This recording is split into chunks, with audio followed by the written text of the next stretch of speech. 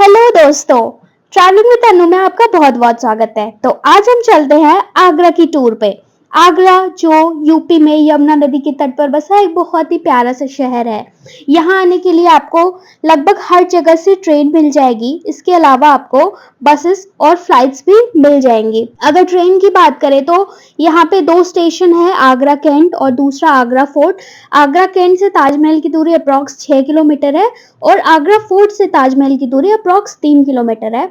और अप्रॉक्स हर बड़े सिटी से आपको ट्रेन यहाँ पे मिल जाएगी। तो बाई ट्रेन आप यहाँ पे बहुत ही इजीली पहुंच सकते हो। अब हम बात करेंगे फ्लाइट की। तो अगर आपका बजट अच्छा है और आप अपना टाइम सेव करना चाहते हो तो आप बाय फ्लाइट आ सकते हो। यहाँ पे अपना डोमेस्टिक एयरपोर्ट है इसका खुद का, तो आपको कोई भी परेशानी नहीं आएगी और बहुत इजीली आप आ सकते हो। अब अगर हम बस की बात करें तो आपको आसपास के शहरों से बहुत ही अच्छी बस सर्विस में मिल जाती है। यहाँ पे लाइक दिल्ली, नोएडा, गाजियाबाद बहुत सारे शहर है जहाँ आपको बस मिल जाएगी, तो आप आराम से यहाँ पे पहुंच जाओगे। अब अगर बात करें इसके होटल्स की तो होटल आपको बहुत जगह पे मिल जाएंगे। आपको स्टेशन के पास मिलेंगे या आपको ताजमहल के आसपास में मिल जाएंगे। बट अगर अगर मैं आपको सजेस्ट करूं तो आप ताजगंज बसई के आसपास में होटल लेना। यहाँ से ताजमहल अप्रॉक्स 2 से 2.5 किलोमीटर की दूरी पे है, तो आपको ट्रैवलिंग में भी कोई दिक्कत नहीं आएगी और होटल आपको बजट फ्रेंडली और अच्छे होटल्स मिल जाएंगे यहाँ पे। और अगर रेट की बात करें तो 1000 से 2000 के बीच में आपको होटल्स मिल जाएगी। अब अगर खाने पीने की बात करें तो यहाँ आपको हर वैरायटी का खाना मिल जाएगा, चाहे आप ठेले से खाओ, चाहे बड़े रेस्टोरेंट से खाओ या आप नॉर्मल किसी होटल से खाओ। अगर थाली की बात करें तो 80 टू 120 रुपीज पर पर्सन पर प्लेट आपको मिल जाएगा। अब दोस्तों, आगरा का नाम सुनते हैं हम सबके दिमाग में सबसे पहला जो चीज आता है वो है ताजमहल। लेकिन आगरा में ताजमहल के अलावा भी बहुत सारी ऐसी चीजें हैं जो हम कर सकते हैं, बहुत सारी ऐसी जगह हैं जहां हम घूम सकते हैं। तो इस वीडियो में हम आपको आगरा का पूरा आइटनरी बताएंगे, आपको कहाँ कहाँ घूमना चाहिए, आपको वहाँ पे कैसे जाना चाहिए, खाने को क्या क्या मिलेगा, आपका बजट कितना होना चाहिए या आपको कितने दिन का ट्रिप प्लान करना चाहिए। ये सब हम आपको पूरी डिटेल में बताएंगे ताकि जो आपका ट्रिप हो वो टेंशन फ्री और मज़ेदार हो। तो इसके लिए आप वीडियो को लास्ट तक देखिएगा और अगर आप हमारे चैनल पर नए हैं तो चैनल को सब्सक्राइब करना बिल्कुल भी मत भूलिएगा ताकि फ्यूचर में आपका हर एक ट्रिप टेंशन फ्री और मज़ेदार हो। तो चलिए अब चलते हैं घूमने। सबसे पहले हम चलेंगे रेड फोर्ट। तो रेड फोर्ट तक जाने के लिए गाइस आपके पास दो ऑप्शंस है, या तो आप सिर्फ रेड फोर्ट तक के लिए ऑटो ले सकते हो या आप ऑटो पूरे दिन के लिए बुक कर सकते हो, जो अप्रॉक्स 600 टू 800 आपके चार्जेस लगेंगे। वो आपको हर जगह पे घुमा देगी बहुत ही इजीली और आपको वापस आपके होटल तक लाके छोड़ देगी। तो अब आप रेड फोर्ट पहुंच जाएंगे। तो रेड फोर्ट पे जाने के बाद सबसे पहले आपको टिकट लेना पड़ेगा जो अप्रॉक्स 50 रुपीज पर पर्सन होगा। और यहाँ पे क्लॉक रूम भी अवेलेबल है, क्योंकि सामान को अंदर आप नहीं ले जा सकते हो तो आपको अपना सामान क्लॉक रूम में जमा करना पड़ेगा। अब टिकट लेने के बाद गाइस आप अंदर जाओगे तो आपको सबसे पहले एंट्रेंस पे बहुत बड़े बड़े से वॉल्स दिखेंगे आपको। ये वॉल्स मेनली एनिमी से प्रोटेक्शन के लिए बनाए जाते थे। ओके, और मेनली ये था कि ये जो वॉल्स है वो बहुत ही हॉलो है।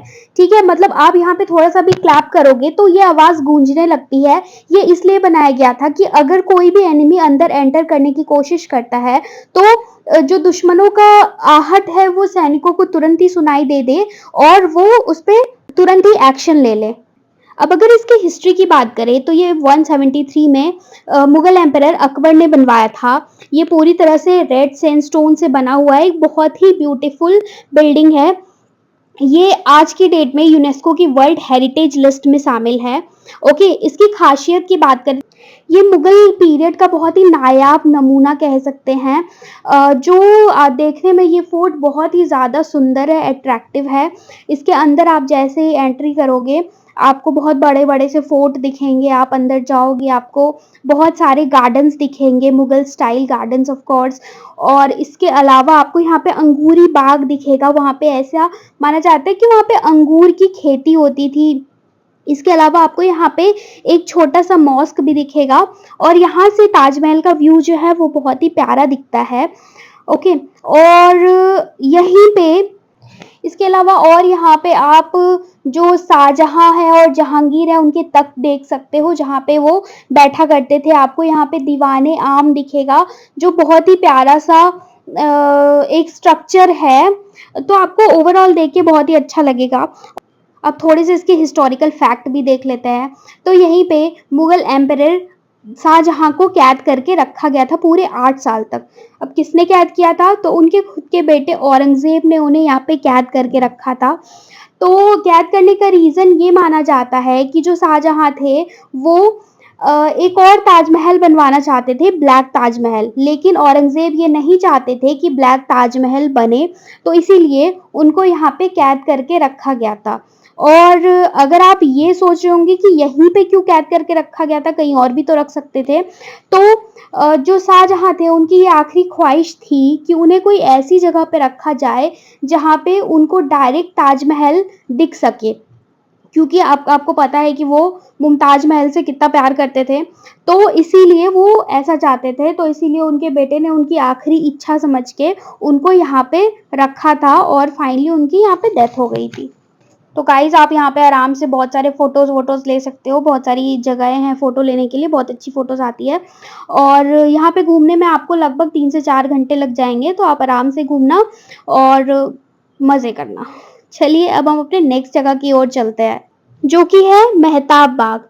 मेहताब बाग को अगर दूसरे नाम से देखा जाए तो इसे मूनलाइट गार्डन भी कहते हैं, या इसी के पास ताज व्यू पॉइंट भी आपको मिल जाएगा। इसके टिकट की बात करें तो ये 25 रुपये पर पर्सन आपको मिल जाएगा, और ये बहुत ही खूबसूरत सा बाग है, ठीक है।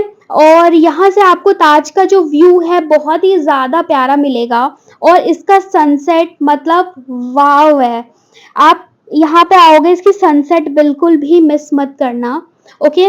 और अगर इंटरेस्टिंग फैक्ट्स की बात करें तो यही वो जगह है जहाँ पे शाहजहां ने ताजमहल, जो उनका सपना था ब्लैक ताजमहल बनवाने का, वो इसी जगह पे बनवाना चाहते थे। ये वाइट ताजमहल के जस्ट अपोजिट है, और वो चाहते थे कि दोनों जो ताजमहल है वो सामने सामने बना रहे। अगर वो बन जाता तो सोचिए कितना ज़्यादा अच्छा लगता।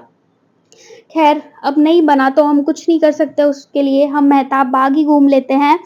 तो आप यहाँ पे आइए फ्रेंड्स, अगर आप नेचर्स लवर हैं आपको बहुत ही ज़्यादा मज़ा आएगा यहाँ पे।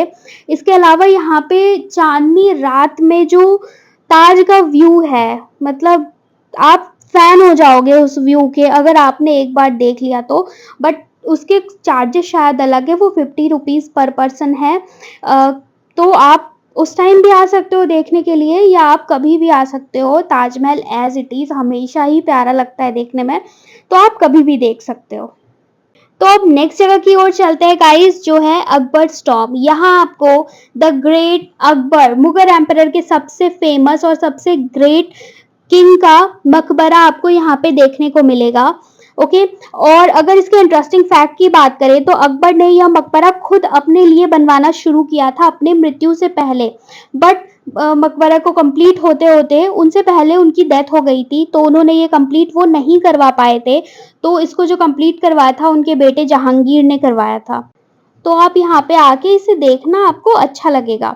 अब अगर हम नेक्स्ट जगह की बात करें तो आप इसी के सामने आपको मिलेगा टॉम्ब ऑफ मरियम, मतलब जो जोधाबाई है उनका टॉम्ब मिलेगा आपको। आप वहाँ पे जा सकते हो, ये उनके बेटे ने बनवाया था अपनी माँ के लिए इन द ईयर 1623 में। यहाँ आपको मुगल स्टाइल आर्किटेक्ट का बहुत ही प्यारा सा गार्डन देखने को मिल जाएगा, या आर्किटेक्चर तो ऑफ कोर्स मिलेगा ही मिलेगा। तो आप यहाँ पे आ सकते हो, एक ही जगह पे आपको सामने सामने अकबर और जोधाबाई दोनों का टॉम्ब देखने को मिलेगा, जो आपको बहुत ही अच्छा लगेगा। अब अगर हम अपनी नेक्स्ट जगह की ओर चलें तो ये है इदमत उद दौला, ओके, जिसको आप बेबी ताज के नाम से भी जानते हैं। आप देख सकते हो ये ताजमहल का छोटा सा रेप्लिका है, उसमें जैसे 4 गुंबद है, इसमें भी है 4 पिलर्स हैं इसमें। तो ये छोटा सा ताजमहल का रेप्लिका बनाने की कोशिश की गई थी। ये ताजमहल से अप्रॉक्स 5.5 किलोमीटर की दूरी पे है, और इसके टिकट की बात करें तो ये अप्रॉक्स 30 रुपीज़ पर पर्सन आपको इसका टिकट मिलेगा।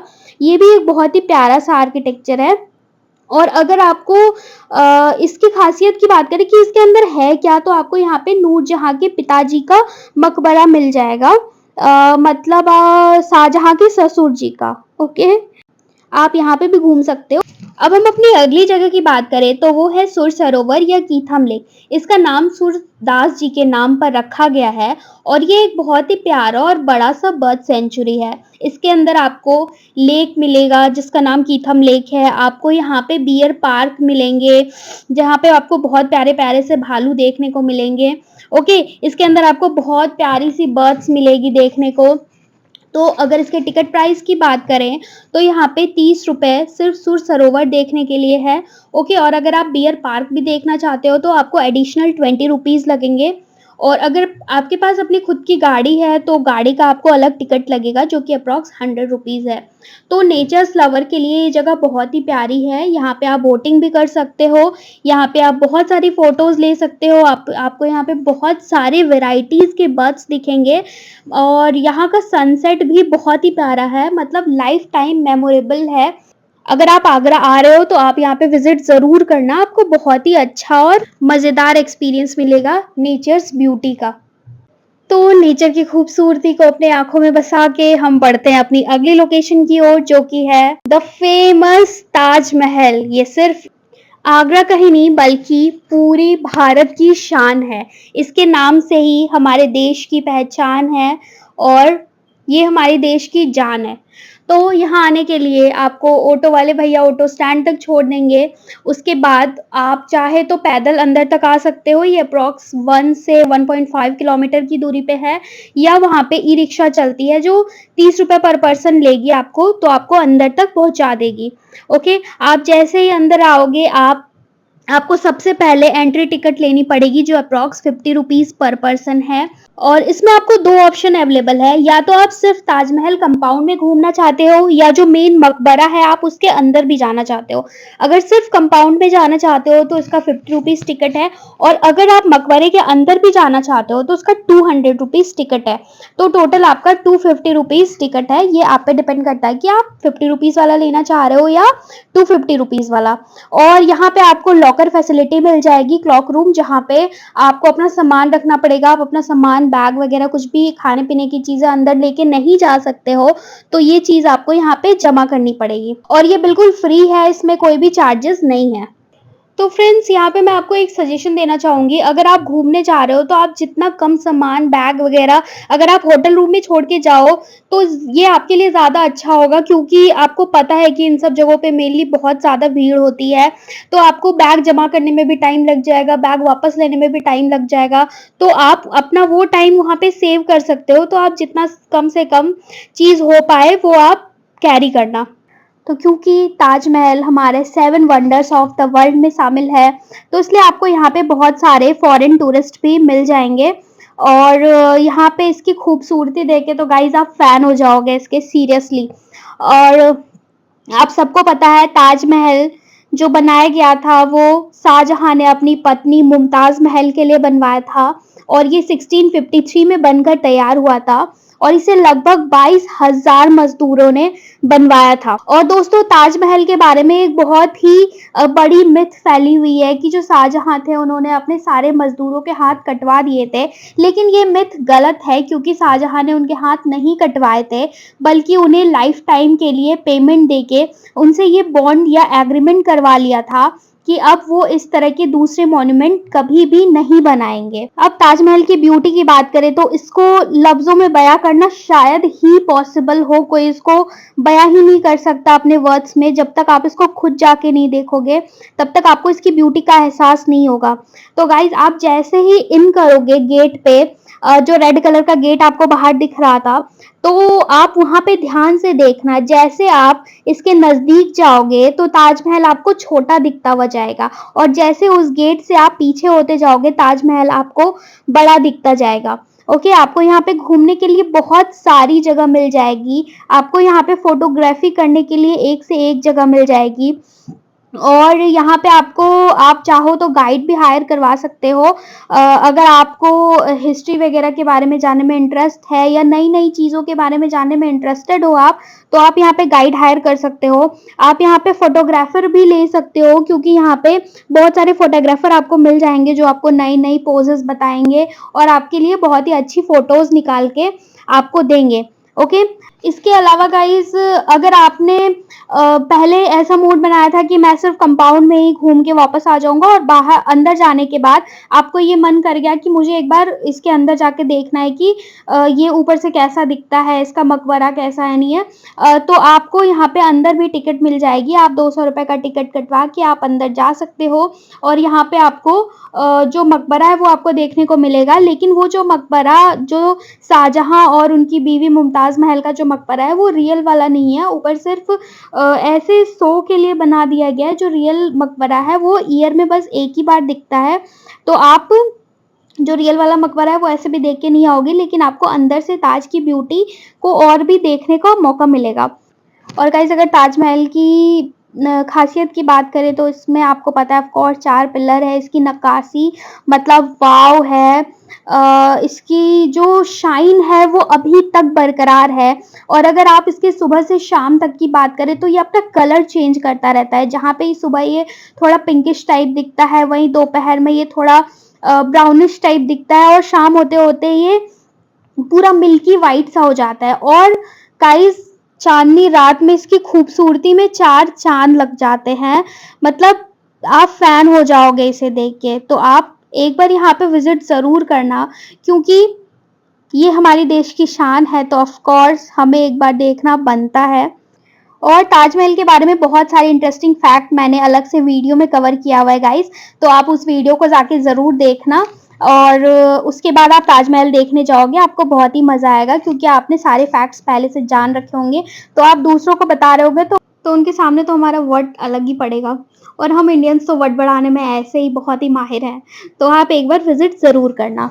तो इसी के साथ ताजमहल की खूबसूरती को बटोरते हुए, समेटते हुए हम बढ़ते हैं अपने अगले जगह की ओर, जो कि है रामबाग।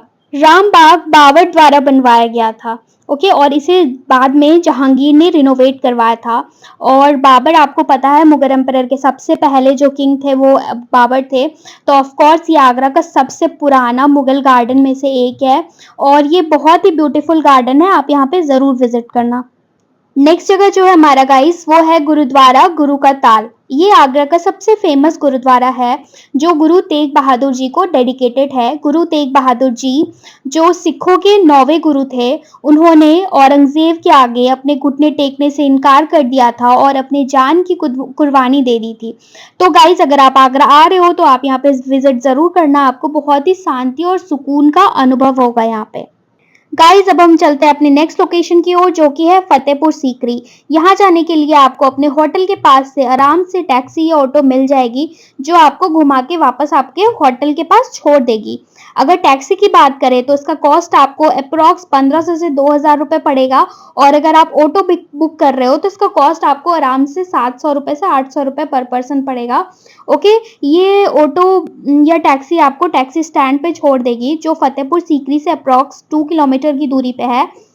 और यहाँ पे उसके बाद आपको या तो आप पैदल जा सकते हो या आपको बस मिल जाएगी यहाँ पे 30 रुपीज़ पर पर्सन के हिसाब से, और आप इस बस में आराम से जा सकते हो और ये वापस आपको स्टैंड तक ये बस भी आपको लाके छोड़ देगी। ओके, अब आप यहाँ पे पहुँच गए हो तो आपको यहाँ पे सबसे पहले फतेहपुर फोर्ट के लिए टिकट लेना पड़ेगा, जो कि है 50 रुपीज़ पर पर्सन। ओके, अब गाइस, फोर्ट की डिटेल वगैरह जानने से पहले हम एक फैक्ट जान लेते हैं कि जो फतेहपुर है और सीकरी है ये दोनों एक नहीं बल्कि 2 अलग अलग जगहें हैं। जो फतेहपुर है वो मेनली रिलीजियस प्लेसेस है वहाँ पे, जैसे कि सलीम चिश्ती का दरगाह, जामा मस्जिद। और जो सीकरी है वहाँ पे मेनली महल वगैरह पाई जाती है। ओके, जैसे आपको यहाँ पे अकबर का महल मिलेगा, यहाँ पे आपको जोधाबाई का महल मिलेगा। ये जो आप देख रहे हो यहाँ पे ये मीटिंग की पैलेस थी, यहाँ पे राजा बैठते थे अपने नवरत्नों के साथ। ओके, इसके अलावा आपको यहाँ पे पंचमहल मिलेगा जो मेनली 176 पिलर्स से बना हुआ है। इसके अलावा आपको यहाँ पे तानसेन के गाने की जगह मिलेगी। गाइस, यही वो जगह है जहाँ पे बीच में आप देख सकते हो तानसेन बैठ के गाना गाते थे, और यहीं पे बैठ के आपने सुना होगा दीपक राग, जिसको गाने से बुझा हुआ दीपक भी जल गया था। तो यही वो जगह है जहाँ पे बैठ के तानसेन ने गाना गाया था और वो जो दिया है वो जल गया था। तो आप यहाँ पे आना गाइस, आप यहाँ पे विजिट करना, आपको बहुत ही अच्छा लगेगा, मजा आएगा। आपको रॉयल लाइफ कैसी होती है वो देखने को मिलेगा, राजा महाराजा कैसे रहते थे, उनके महल कैसे होते थे, या वो अपने मंत्रियों को कैसे रखते थे, उस जमाने में मीटिंग्स कहाँ होती थी, कैसी होती होंगी। तो ये सब आप यहाँ पे आके एज्यूम करना और देखना कि उस ज़माने में मतलब कोई भी नई टेक्नोलॉजी की मशीन वगैरह ना होते हुए भी इतने प्यारे बिल्डिंग्स कैसे बन सकते हैं। तो आप यहाँ पे ज़रूर विजिट करना। तो अब हम अपने अगली लोकेशन की ओर चलते हैं, जो कि है रिलीजियस पैलेस, मतलब फतेहपुर। यहाँ पे कोई भी चार्जेस नहीं है इस जगह पे आने के लिए। और सबसे पहला जगह है जो हमारा है वो है बुलंद दरवाज़ा। गाइस, बुलंद दरवाज़ा वर्ल्ड का सबसे ऊंचा दरवाज़ा माना जाता है, जो अप्रॉक्स 176 फीट लॉन्ग और 90 फीट चौड़ा है। ओके। और इसके अलावा आपको यहाँ पे ये जो दरवाजे में बहुत प्यारी सी नक्काशी की हुई मिल जाएगी आपको। ये भी पूरी तरह से रेड सैंडस्टोन से बना हुआ है, आप देख सकते हो। तो क्योंकि ये वर्ल्ड का सबसे ऊंचा दरवाजा है तो ऑफ कोर्स ये देखना तो बनता है। तो आप एक बार यहाँ पे जाके जरूर देखना। इसके अलावा जो आपको यहाँ पे मिलेगा वो है सलीम चिश्ती का दरगाह। सलीम चिश्ती आपको पता है बहुत ही फेमस पर्सनैलिटी है। अकबर जो है वो सलीम चिश्ती को बहुत ही ज़्यादा मानते थे और ऐसा माना जाता है कि इन्होंने ही अकबर को ये आशीर्वाद दिया था कि जो उनका पुत्र हो वो पैदा होगा, और इन्हीं के आशीर्वाद से जो उनका पुत्र जहांगीर था वो पैदा हुआ था। तो वो इन्हें बहुत ज़्यादा मानते हैं, तो यहाँ पे उनकी दरगाह बनाई गई है। इसके अलावा गाइस, अगर हम यहाँ पे और देखने वाली जगह की बात करें तो वो है जामा मस्जिद। जामा मस्जिद आगरा का बहुत ही फेमस मस्जिद है, जो शाहजहां के द्वारा बनवाया गया था अपनी बेटी जहानारा की याद में। और ये भी रेड स्टोन से बना हुआ है। इसके अंदर वाइट मार्बल्स की नक्काशी बहुत ही प्यारी की हुई है और ये 17वीं शताब्दी में बनवाया गया था। इसमें कोई भी फी नहीं है, यहाँ पे कोई चार्जेस नहीं है अंदर जाने का। और अगर इसके टाइमिंग की बात करें तो ये मॉर्निंग से 12 नून तक खुलता है और फिर कुछ देर के लिए ये बंद होता है और फिर 1:30 बजे से 6:30 बजे तक ये खुलता है। इसके बाद जो हमारा अगला लोकेशन होगा गाइस वो है श्री तिरुपति बालाजी मंदिर। आप यहाँ पे जा सकते हो, बहुत ही प्यारा सा मंदिर है। इस मंदिर की बहुत सारी मान्यताएं हैं कि जो भी आप सच्चे दिल से यहाँ पे मांगोगे वो विश आपकी पूरी हो जाएगी। इसके बाद गाइस अगली लोकेशन पे अगर हम चले तो ये है आगरा की चौपाटी। शाम में आप यहाँ पे जा सकते हो, आपको यहाँ पे बहुत ही मज़ा आएगा। यहाँ पे बहुत सारे खाने पीने के वैरायटीज़ चीज़ें आपको मिल जाएगी। ओके। इसके बाद आप वापस ऑटो से जा सकते हो, ऑटो वाले भैया आपको वापस आपके होटल के बाहर तक छोड़ देंगे। तो गाइस, आगरा आए हैं और ताजमहल ना देखा तो फिर क्या ही देखा, और अगर आगरा आए हैं तो यहाँ का पेठा ना ट्राई किया तो क्या ही किया। तो गाइज आप आगरा में पेठा ज़रूर ट्राई करना। यहाँ आपको बहुत सारी वैरायटीज़ के पेठे मिलेंगे जो बहुत ही टेस्टी होंगे। अपने फ्रेंड्स फैमिली मेंबर्स के लिए भी लेके जाना। तो गाइज अब हम आते हैं इस वीडियो के सबसे इम्पोर्टेंट पार्ट पे, जो कि है बजट। बजट आप दो तरह से डिसाइड कर सकते हो। अगर आप 1 से 2 दिन के लिए आना चाहते हो तो आपका अप्रॉक्स 2500 से 3000 रुपये का खर्च होगा, और अगर आप 2 से 3 दिन के लिए आना चाहते हो तो आपको 3500 से 4000 रुपये खर्च पड़ेगा। ये टोटली आप पे डिपेंडेंट है कि आप कितने दिन के लिए आना चाहते हो। ओके। अगर हम बेस्ट टाइम की बात करें तो अक्टूबर से मार्च तक का बेस्ट टाइम है। गर्मियों में आप अवॉइड कर सकते हो क्योंकि मेनली मॉन्यूमेंट वगैरह है, खुले प्लेसेस हैं, तो बहुत गर्मी होती है और आपको बहुत परेशानी होगी। और फ्राइडे को आप अवॉइड करना क्योंकि बहुत सारी जगहें बंद रहती है। तो इसी के साथ हमारा आज का ये ट्रिप खत्म होता है। हम मिलते हैं अपने नेक्स्ट ट्रिप पे। आई होप आपको ये वीडियो पसंद आई हो, तो आप जल्दी से शेयर कर दो अपने उस फ्रेंड्स और फैमिली मेंबर के साथ जिसके साथ आप आगरा जाने का प्लान बना रहे हो। और गाइज आप हमारा नेक्स्ट वीडियो देखना बिल्कुल भी मत भूलना। आपके लिए हम बहुत प्यार से वीडियो लेके आते हैं, तो आप लाइक, सब्सक्राइब और शेयर ज़रूर करना।